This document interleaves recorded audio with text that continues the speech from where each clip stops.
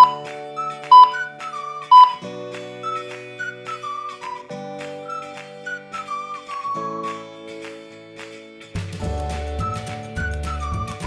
Friends, welcome to knowledge world. આજે આપણે જોવાના છે 20 એપ્રિલ 2025ના ડેલી કરંટ અફેર્સ, જેમાં આજના દિવસના ખૂબ જ અગત્યના પ્રશ્નો અને સાથે સાથે તેને રિલેટેડ ટોપિક વિશે પણ ચર્ચા કરીશું. તો શરૂઆત કરીએ આજના વિડીયોની. પ્રથમ પ્રશ્ન છે, તાજેતરમાં કયા ભારતીયને ફ્રેન્ચ લક્ઝરી બ્રાન્ડ ચેનલના બ્રાન્ડ એમ્બેસેડર બનાવવામાં આવ્યા છે? તો હાલમાં જ જે અનન્યા પાંડે છે તેઓને ફ્રેન્ચ લક્ઝરી બ્રાન્ડ ચેનલના બ્રાન્ડ એમ્બેસેડર છે તે બનાવવામાં આવ્યા છે. માટે ઓપ્શન નંબર એ છે તે આપણો જવાબ આવશે. તેના વિશે વાત કરીએ તો સ્ક્રીન ઉપર જોઈ શકો છો, આ છે બોલિવૂડ સ્ટાર અનન્યા પાંડે, અને હાલમાં જ તેઓને ફ્રેન્ચ લક્ઝરી બ્રાન્ડ ચેનલ છે તેઓને ભારતમાંથી તેના પ્રથમ બ્રાન્ડ એમ્બેસેડર તરીકે સાઇન છે તે કરવામાં આવ્યા છે. બીજા આપણે અગત્યના બ્રાન્ડ એમ્બેસેડરની વાત કરીએ તો હાલમાં જ ટાટા મોટર્સ દ્વારા વિકી કૌશલ છે તેઓને તેમના બ્રાન્ડ એમ્બેસેડર તરીકે નિયુક્ત કરવામાં આવ્યા છે. L&T અને સ્ક્રેચર્સ દ્વારા જસપ્રીત બુમરાહ છે જે ક્રિકેટર છે તેઓને બ્રાન્ડ એમ્બેસેડર તરીકે નિયુક્ત કરવામાં આવ્યા છે. તો લેવી દ્વારા દિલજીત દોસાંજને તેના બ્રાન્ડ એમ્બેસેડર બનાવવામાં આવ્યા છે. ફિકી ફ્રેમ્સના બ્રાન્ડ એમ્બેસેડર તરીકે આયુષ્માન ખુરાનાની નિમણૂક કરવામાં આવી છે. તો વિવો દ્વારા તેના વાય સિરીઝ સ્માર્ટફોન છે તેમના માટે સુહાના ખાનને તેમના બ્રાન્ડ એમ્બેસેડર તરીકે નિયુક્ત કર્યા છે. ત્યાર પછી જોઈએ તો તાજેતરમાં T-Shield સાયબર સિક્યુરિટી લેબનું ઉદ્ઘાટન ક્યાં કરવામાં આવ્યું છે? તો હાલમાં જ આ લેબનું ઉદ્ઘાટન છે તે તેલંગાણા રાજ્યમાં કરવામાં આવ્યું છે. માટે option number D is the right answer. તેના વિશે વાત કરીએ તો સ્ક્રીન ઉપર જોઈ શકો છો, તેલંગાણા રાજ્ય સરકાર દ્વારા ડિજિટલ પોલીસિંગને પ્રોત્સાહન આપવાના હેતુથી મેડચલમાં પોલીસ તાલીમ કોલેજ ખાતે રાજ્યની પ્રથમ સાયબર સુરક્ષા હાર્ડવેર લેબ T-Shield છે તે શરૂ કરવામાં આવી છે. હવે તેના વિશે વાત કરીએ આપણે તો ભારતના નકશામાં તમે તેલંગાણાનું સ્થાન છે તે જોઈ શકો છો. આ છે તેલંગાણા રાજ્ય અને તેની સ્થાપના છે તે 2 જૂન 2014માં થઈ હતી. તેની રાજધાની છે તે હૈદરાબાદ છે. સૌથી મોટું શહેર તેનું હૈદરાબાદ છે. હાલના મુખ્યમંત્રી રેવંત રેડ્ડી અને રાજ્યપાલ છે જિષ્ણુદેવ વર્મા. બીજા અગત્યના કરંટ પોઈન્ટની વાત કરીએ તો હાલમાં જ તેલંગાણા રાજ્યને ટીબી પરીક્ષણમાં શ્રેષ્ઠતા માટે રાષ્ટ્રીય પુરસ્કાર છે તે મળ્યો હતો. તો કેન્દ્રીય અંગદાન અધિનિયમ અપનાવવાનો ઠરાવ છે તે તેલંગાણા રાજ્યએ પસાર કર્યો હતો. મામનૂર ખાતે રાજ્યના બીજા એરપોર્ટને મંજૂરી છે તે તેલંગાણામાં આપવામાં આવી હતી. તો હાલમાં જ તેલંગાણાના મુખ્યમંત્રી રેવંત રેડ્ડી દ્વારા એક્સપીરિયમ પાર્કનું ઉદ્ઘાટન છે તે પણ થયું હતું.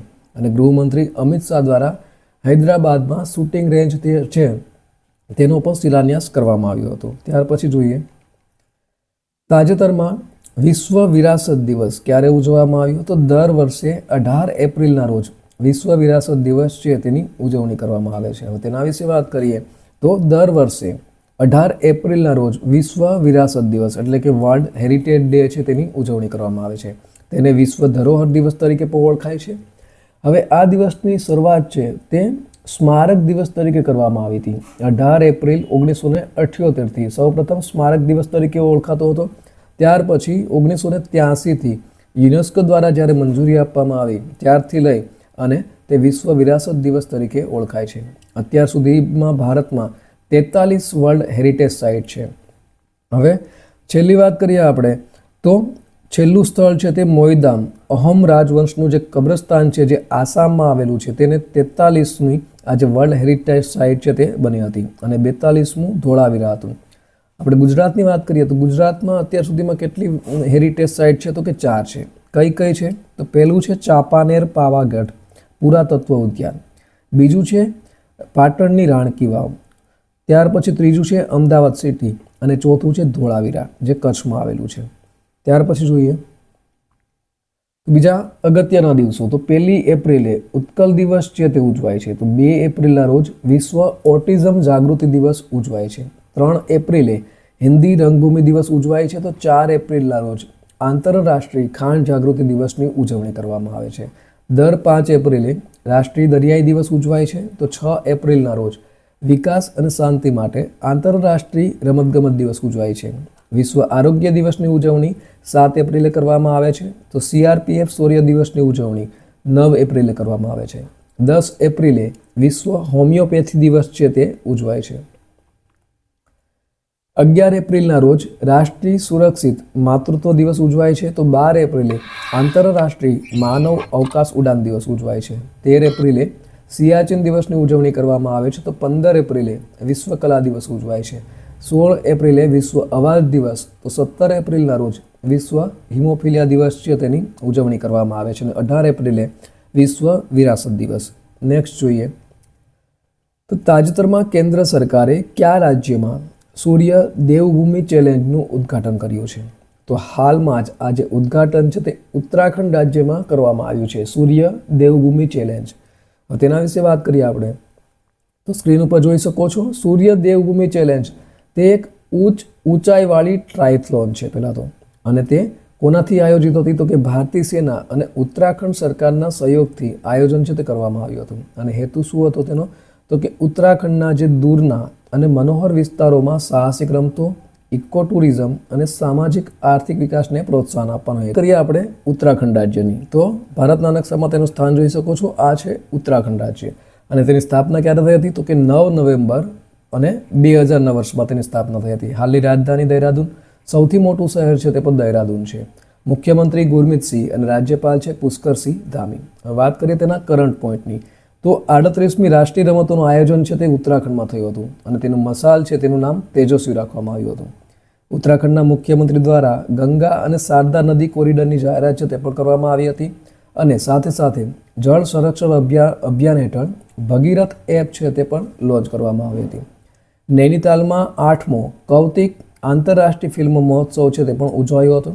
અને ઉત્તરાખંડ સરકારે કાર્બન તટસ્થતા પ્રાપ્ત કરવા માટે આઇસલેન્ડ સાથે કરાર પર હસ્તાક્ષર છે તે પણ કર્યા હતા. ત્યાર પછી જોઈએ તો તાજેતરમાં યુનેસ્કોના મેમરી ઓફ ધી વર્લ્ડ રજિસ્ટરમાં કોનો સમાવેશ કરવામાં આવ્યો છે? તો ઓપ્શન આપેલા છે. તો હાલમાં જ આમાં નાટ્યશાસ્ત્ર અને ભગવદ્ ગીતા આમ બંનેનો સમાવેશ છે ત્યાં યુનેસ્કોના મેમરી ઓફ ધી વર્લ્ડ રજિસ્ટરમાં સમાવેશ કરવામાં આવ્યો છે. માટે ઓપ્શન નંબર સી આવશે. તેના વિશે જોઈએ તો સ્ક્રીન ઉપર જોઈ શકો છો પ્રાચીન ભારતીય ગ્રંથો છે શ્રીમદ ભગવદ્ ગીતા અને નાટ્યશાસ્ત્ર છે તેને યુનેસ્કોના મેમરી ઓફ ધી વર્લ્ડ રજિસ્ટરમાં સમાવેશ છે તે કરવામાં આવ્યો છે.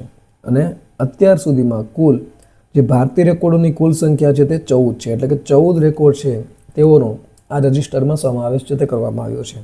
વાત કરીએ આપણે યુનેસ્કો તો યુનેસ્કોનું ફૂલ ફોર્મ શું છે?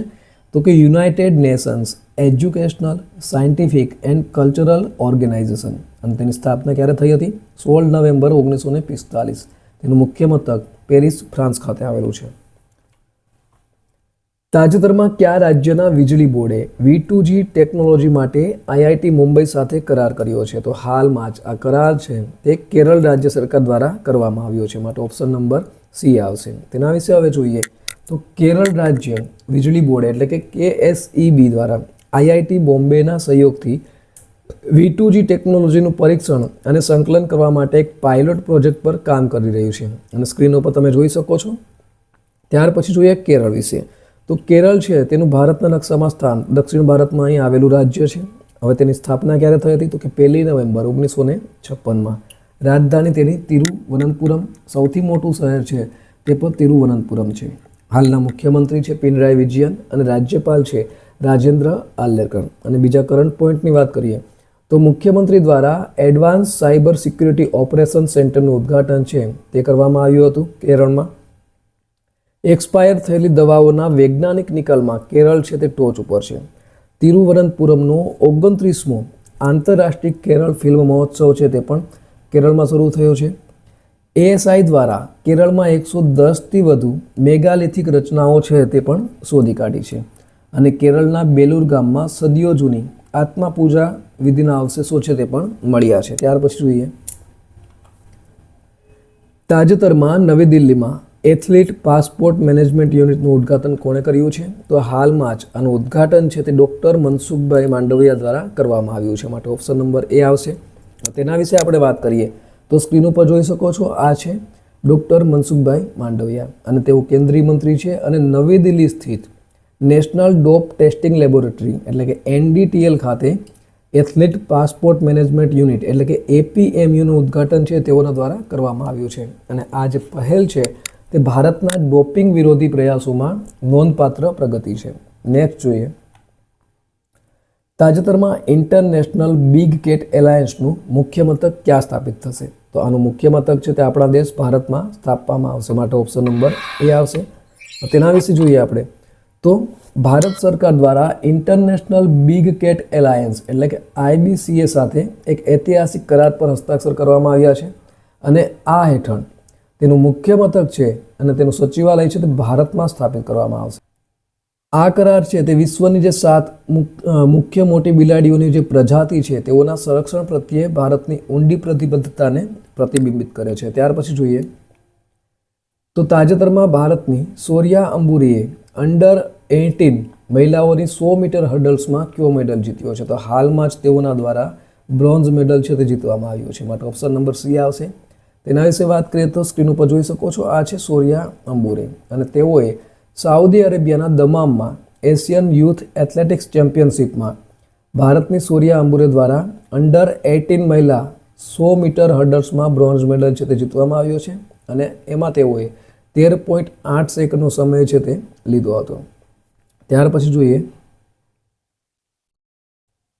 તાજેતરમાં કઈ IITએ જંતુઓ સામે લડવા માટે પ્રોટીન શોધ્યું છે? તો હાલમાં જ IIT બોમ્બે દ્વારા આ જે પ્રોટીન છે તે શોધવામાં આવ્યું છે, માટે ઓપ્શન નંબર ડી આવશે. તેના વિશે વાત કરીએ તો IIT બોમ્બેના સંશોધકો દ્વારા એક એવું પ્રોટીન શોધી કાઢવામાં આવ્યું છે જે ટ્વિઝર જેવી પદ્ધતિનો ઉપયોગ કરી અને જંતુઓ માનવ શરીરને નુકસાન પહોંચાડે તે પહેલાં તેમનો જ નાશ કરે છે. તાજેતરમાં ઇન્ડસઇન્ડ બેંકના ડેપ્યુટી CFO તરીકે કોની નિમણૂક કરવામાં આવી છે? તો હાલમાં સંતોષ કુમાર છે તેઓની નિમણૂક કરવામાં આવી છે, માટે ઓપ્શન નંબર એ આવશે. તેના વિશે વાત કરીએ તો આ જોઈ શકો છો ઇન્ડસઇન્ડ બેંક અને તેઓમાં સંતોષ કુમાર છે તેઓને ડેપ્યુટી ચીફ ફાઇનાન્શિયલ ઓફિસર એટલે કે CFO તરીકે નિયુક્ત છે તે કરવામાં આવ્યા છે અને આ અગાઉ કોણ હતા? તો કે અરુણ ખુરાના છે તેઓ હતા કાર્યકારી CFO. ત્યાર પછી જોઈએ તો આજનો સવાલ છે તાજેતરમાં કઈ બેંકે ટ્રેનમાં ભારતનું પ્રથમ ATM સ્થાપિત કર્યું છે? તો ઓપ્શન આપેલા છે bank of Gujarat, bank of Maharashtra, bank of Punjab અને બેંક ઓફ કેરળ. તો ઓપ્શન આપેલા છે તો આનો સાચો જવાબ કોમેન્ટ બોક્સમાં કોમેન્ટ કરી અને જણાવવાનો રહેશે. તો આ સાથે આજના દિવસનો જે વિડીયો છે તે પૂર્ણ થાય છે. બીજા અગત્યના વિડીયોની લિંક અને પ્લેલિસ્ટ છે તે સ્ક્રીન ઉપર આપેલી છે, જ્યાંથી તમે તે તમામ વિડીયો છે તેને જોઈ શકશો.